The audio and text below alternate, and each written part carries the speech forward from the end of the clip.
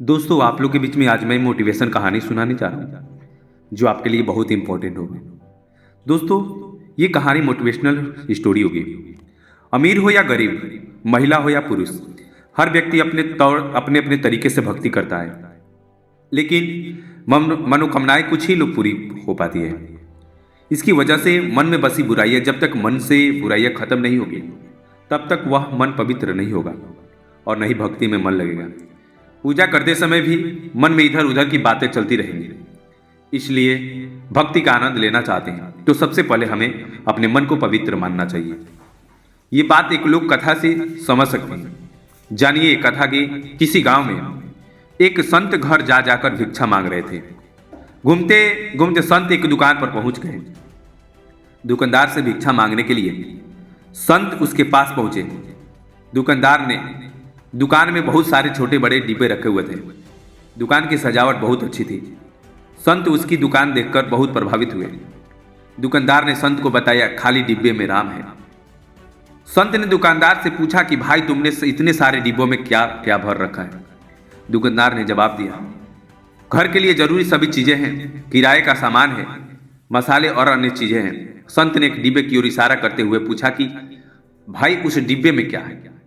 दुकानदार ने कहा, उसमें तो लाल मिर्च है। संत ने दूसरे डिब्बे के बारे में पूछा तो दुकानदार ने बताया, उसमें नमक है। इस तरह संत ने दुकानदार के कई डिब्बों के बारे में पूछ लिया। दुकानदार के सामान में उनने सभी सवालों का जवाब दे रहा था। तभी संत ने अलग रखे एक डिब्बे के बारे में पूछा कि उसमें क्या है, इसे अलग क्यों रखा है? दुकानदार बोला कि उसमें राम है, इसलिए अलग रखा है। ये बात सुनकर संत हैरान हो गए। उन्होंने सोचा कि डिब्बे में राम कैसे हो सकते हैं। संत ने यह बात दुकानदार से पूछी।